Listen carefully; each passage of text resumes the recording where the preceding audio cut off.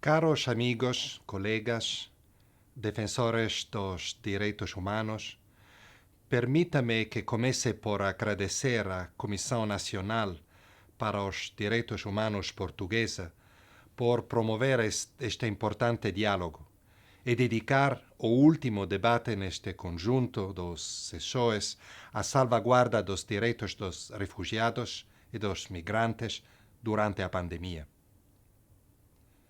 The COVID-19 pandemic is not just a health emergency, but also a crisis of protection for the more than 80 million refugees, internally displaced, and stateless people whom the United Nations High Commissioner for Refugees, which I lead, is mandated to help. They're similarly affected by the virus, but disproportionately bear the other consequences of COVID-19, affecting their fundamental rights to life and liberty, to seek asylum, to work, and access education. Most refugees live in low and middle-income countries where many are employed in the informal sector, in jobs first affected by lockdowns. They have been driven into deep poverty as a result of the coronavirus. Women and girls are particularly affected. We see increased incidents of domestic violence, sexual exploitation, and trafficking.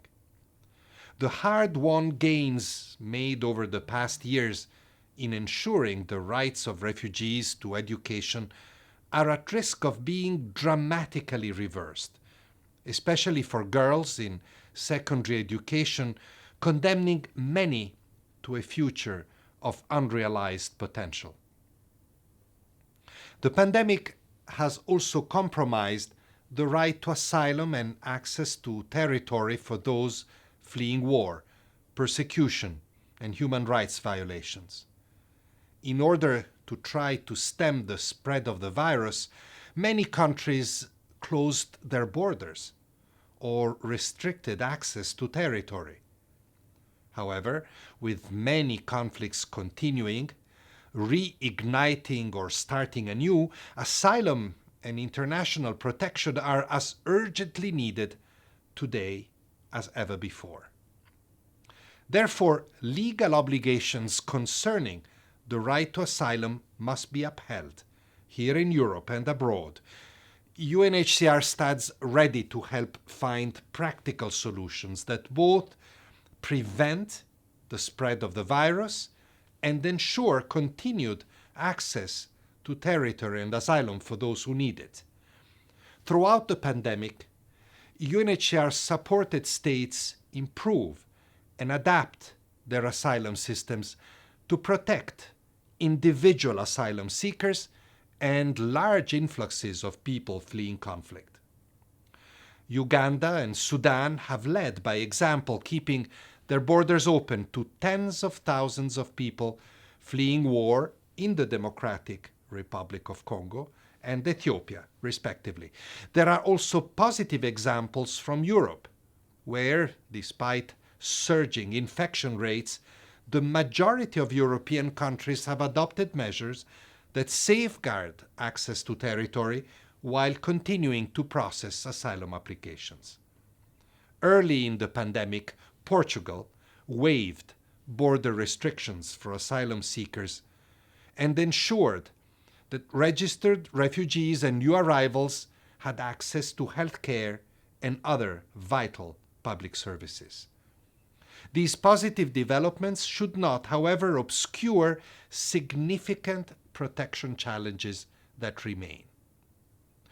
Pushbacks at land and sea continue to take place in several parts of Europe and constitute an egregious violation of international law. They must stop.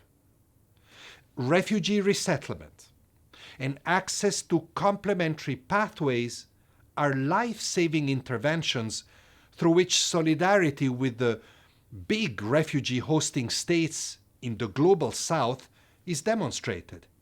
Yet, These mechanisms were understandably paused due to COVID-related travel restrictions. They urgently need to resume. I welcome Portugal's swift resumption of resettlement. I hope that the rest of Europe will follow and increase the overall quota, helping to reverse a declining trend that predated COVID. Across Europe, many displaced individuals continue to reside in overcrowded reception centers or in inadequate housing. COVID-19 has exacerbated their already dire situation. We can and must do better. Refugees and migrants have also much to contribute to host societies. This was evident throughout the pandemic, as migrant and refugee health workers, for example, responded to government calls to join the COVID-19 response. They must be included and be able to contribute to society. To this end, I welcome the launch of the European Union's Plan of Action on Integration and Inclusion. It prioritizes action in education and skills training, healthcare, jobs and livelihoods, and adequate housing. Colleagues, UNHCR welcomes the new European Union Pact on Migration and Asylum, negotiations on which Portugal will lead during its upcoming presidency of the European Union. The pact provides an opportunity which must be seized to strengthen solidarity and responsibility sharing within Europe and abroad, laying out a clear and pragmatic vision for the future. As Portugal assumes the EU presidency in a matter of weeks, we're counting on your steadfast vision and leadership to help ensure the pact is eventually adopted by all EU member states.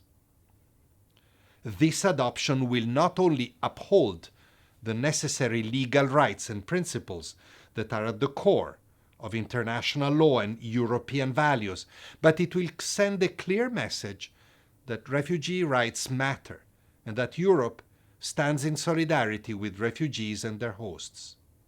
Refugees everywhere are counting on us. Thank you.